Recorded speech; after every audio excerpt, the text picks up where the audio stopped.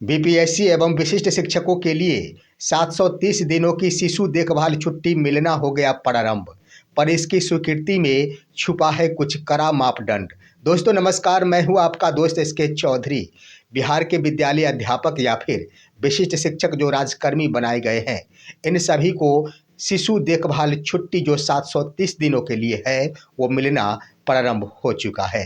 दोस्तों इसको लेकर एक पत्र जारी हो रहा है और वो पत्र यह दर्शाता है कि शिशु देखभाल की छुट्टी विद्यालय अध्यापकों को, विशिष्ट शिक्षकों को, नियमित कोटि के शिक्षकों को दिया जा सकता है, लेकिन इसके स्वीकृति में कुछ कड़ा मापदंड है जिसे अपनाने की नसीहत दी गई है।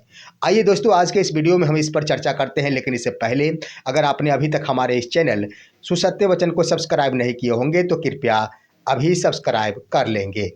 दोस्तों 730 दिनों के लिए प्रबंध किया गया है शिशु देखभाल छुट्टी, जो विद्यालय अध्यापकों के लिए और विशिष्ट शिक्षकों के साथ साथ नियमित कोटि के शिक्षकों के लिए लागू होता है। जो राजकर्मी जितने भी विभाग के कर्मी होते हैं उन सभी के ऊपर यह लागू होता।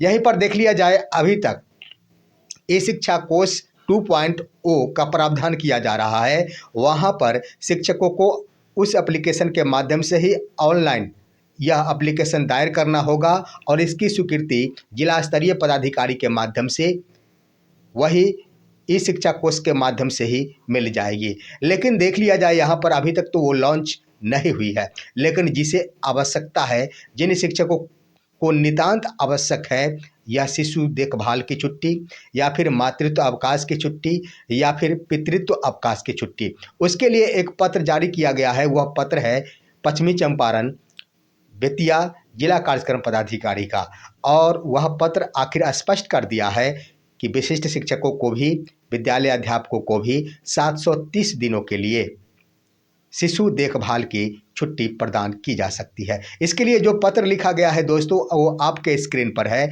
यह पत्र तो लिखा गया है तमाम प्रखंड शिक्षा पदाधिकारियों को, परंतु विषय दिया गया है प्रधानाध्यापकों के लिए। दरअसल विषय के अंतर्गत विद्यालय अध्यापक, नियमित कोटि के शिक्षक, विशिष्ट शिक्षक, इन सभी के लिए मातृत्व अवकाश, पितृत्व अवकाश एवं शिशु देखभाल छुट्टी के संबंध में बातें की गई है। इसमें प्रधानाध्यापकों को यह निर्देशित किया गया है कि आपके स्तर से इन तमाम तीनों ही कोटि के छुट्टी के लिए आवेदन को अग्रसारित किया जाता है, लेकिन अग्रसारण के क्रम में कुछ जांच की प्रक्रिया होती है जिसे जांच नहीं की जाती, जिसके कारण जिला स्तरीय कार्यालय को इसकी स्वीकृति में विलंब होती है। इसलिए कहा गया है तमाम प्रधानाध्यापकों को और साथ ही साथ प्रखंड शिक्षा पदाधिकारियों को, दोनों को जोड़ने का मतलब ये हुआ दोस्तों कि प्रधानाध्यापक के द्वारा आवेदन को अग्रसारित करने के बाद वर्तमान में ऑनलाइन की व्यवस्था नहीं हुई है, इसलिए प्रखंड शिक्षा पदाधिकारी के द्वारा उस आवेदन को अग्रसारण पत्र के साथ जिला कार्यक्रम पदाधिकारी के यहाँ भेजा जाएगा।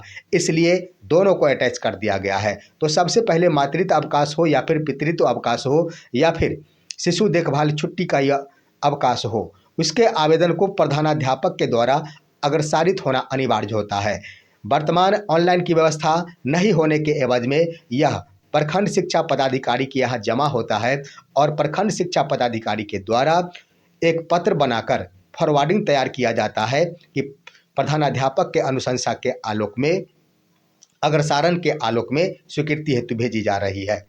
तो यहाँ पर ऑफलाइन व्यवस्था के तहत ये व्यवस्था है, परंतु मैं बता देना चाहूँगा कि जब ऑनलाइन की यह व्यवस्था हो जाएगी, यानी ई शिक्षा कोष 2.0 जिस वक्त शिक्षकों को छुट्टियों के लिए ऑनलाइन ही आवेदन करना होगा, उस वक्त प्रखंड शिक्षा पदाधिकारी के यहाँ इस आवेदन को भेजने की ज़रूरत नहीं है। सीधे ही प्रधानाध्यापक के द्वारा आवेदन को अग्रसारित कराकर, अग्रसारण का मतलब कई जिलों से ये भी होता है दोस्तों कि जो आवेदन शिक्षकों के द्वारा लिखे जाते हैं उसी पर एक हाशिए में अग्रसारण लिख दिया जाता है और उस पर हस्ताक्षर कर दिया जाता। लेकिन कई जिलों ने एक पत्र जारी किया है और उन्होंने कहा है कि उसी पर नहीं लिखा जाए, विद्यालय प्रधानाध्यापक एक अपने स्तर से अग्रसारण पत्र तैयार करे और वो खुद उस पत्र को लिखकर आवेदन करे। तो यहाँ पर आवेदन शिक्षक के द्वारा दिया गया है उसे भी, और साथ ही साथ प्रधानाध्यापक के अग्रसारण पत्र को भी डिमांड किया गया। तो अब आइए ये ऑनलाइन की व्यवस्था होगी उस समय इस अग्रसारण पत्र हो या फिर आवेदन पर अगर अग्रसारित भी कर दिए जाते हैं वो भी मान्य होता है, भले ही कोई जिला के द्वारा पत्र की डिमांड की जा रही हो, लेकिन उसको डायरेक्ट ही ई शिक्षा कोष पोर्टल के माध्यम से स्वीकृति हेतु भेज दिया जाएगा और उसके बाद वो स्वीकृत हो जाएगा। बीच में प्रखंड शिक्षा पदाधिकारी को वर्तमान में जो माध्यम बनाया गया है वो माध्यम समाप्त हो जाएंगे। तो आइए दोस्तों, अभी ऑफलाइन व्यवस्था के तहत पश्चिमी चंपारण बेतिया जिला कार्यक्रम पदाधिकारी के द्वारा कहा गया है कि प्रधानाध्यापकों के द्वारा या फिर प्रखंड शिक्षा पदाधिकारियों के द्वारा 3 ऐसे बिंदु है जिसकी परख होनी चाहिए, उसके बाद ही आवेदन को अग्रसारित किया जाना चाहिए। वो क्या है दोस्तों?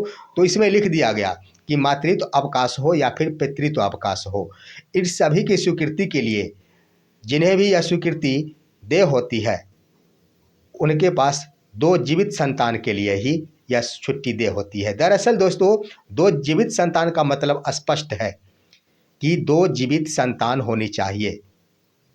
उसके क्रम में कई बार देखने को मिला है कि 2 जीवित संतान नहीं, अगर खुदा न खास्ते होता है कभी कोई जन्म के बाद किसी बच्चे की अनहोनी घटना के कारण वो इस दुनिया में नहीं बचते, तीसरे बच्चे जन्म लेते हैं, तो स्पष्ट है कि तीसरे बच्चे पर भी पितृत्व अवकाश जो 15 दिनों का है और 180 दिनों का मातृत्व अवकाश है वो भी दे होगा। इसमें कहीं से कोई संशय नहीं है। इसी के लिए लिख दिया गया है कि यहाँ पर प्रथम दंडाधिकारी के यहाँ से एक शपथ पत्र बनाना होगा कि प्रथम अगर बच्चा के लिए पितृत्व अवकाश या फिर मातृत्व अवकाश का यह उपभोग करना चाहते हैं तो वो घोषणा पत्र होनी चाहिए, शपथ पत्र होनी चाहिए। द्वितीय संतान के लिए लेना चाहते हैं तो उसकी घोषणा यानी शपथ पत्र होनी चाहिए। उसके बाद दूसरी बात जो अहम बात है शिशु देखभाल की छुट्टी के लिए, यह 730 दिनों के लिए है। ढेर सारे शिक्षक शिक्षिका ये सोच रहे हैं कि मेरे बच्चे छोटे हैं। इसके क्रम में शिक्षक के बारे में मैं इसलिए कह रहा हूँ कि शिक्षक भी अपने विद्यालय में रहते हैं और उस शिक्षक की पत्नी अगर शिक्षिका है तो वो भी विद्यालय में होती है, जिसके कारण शिशु देखभाल में निश्चित रूप से परेशानी होती है। लेकिन वहीं पर किसी अन्य काम में अगर किसी महिला शिक्षिका के पति व्यस्त है, उस समय छोटे बच्चे हैं तो यहाँ भी देखभाल में परेशानी होती है। और इसके क्रम में हम बता देना चाहेंगे कि शिशु देखभाल छुट्टी का प्रबंध किया गया है 18 वर्ष के बच्चों तक के लिए। कोई भी माँ, कोई भी शिक्षिका जब तक उनका बच्चा 18 वर्ष तक नहीं हो जाता 730 दिनों का यह छुट्टी शिशु देखभाल की छुट्टी का अवकाश का उपभोग कर सकती है, जो सवैतनिक होता है। इन अवधि का पैसा मिलता है।